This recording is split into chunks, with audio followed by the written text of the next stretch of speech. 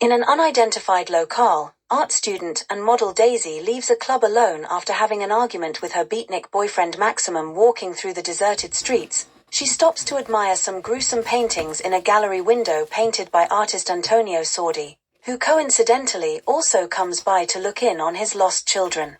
After a friendly conversation, they return to Sordi's studio in a room beneath an old bell tower, where Sordi convinces the young woman to pose for him. There, however, Sordi is possessed by the spirit of a long-dead ancestor and suddenly transforms into a vampiric monster who hacks the screaming Daisy to death with a cleaver, then lowers her mutilated corpse into a vat of boiling substance.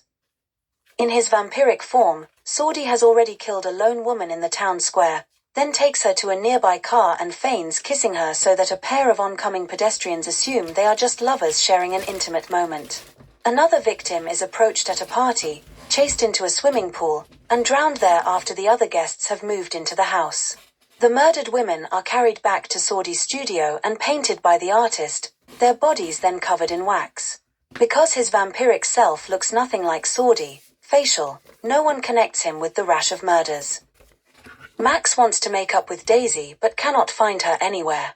After recognizing her as the model in Sordi's painting of her, which is now on display at a local beatnik cafe, he goes to see her sister, Donna. Donna tells Max she hasn't seen Daisy for days, and is concerned about the recent rash of disappearances. She reads Max the legend of Sordi's 15th century ancestor Erno, a painter condemned to be burned at the stake for capturing his subjects' souls on canvas and being a vampire.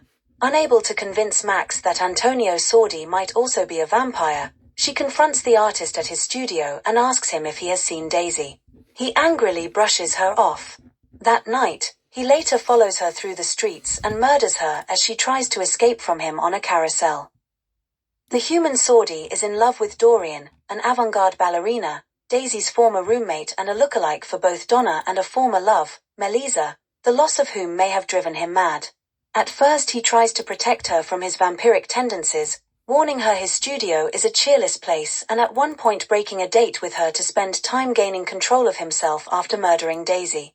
But one day at the beach, she reveals her attraction to him and asks him to make love to her. He tries, but panics and runs away. As Dorian leaves the beach, she then is approached by the vampiric Sordi, who chases her back to town, where she is rescued by Max and two of his beatnik friends. They pursue the vampire while Dorian, shaken, and unaware the vampire is really Sordi, proceeds to the bell tower to try to get understanding why he fled from her. Sordi returns and finds Dorian in his studio. He madly enmeshes her in some netting, then comes at her with a knife, apparently believing she is really Melisa. But before he can harm her, numerous wax figures on the floor of the studio begin to move, come alive, and kill him. Max and his friends arrive, break in, and free Dorian.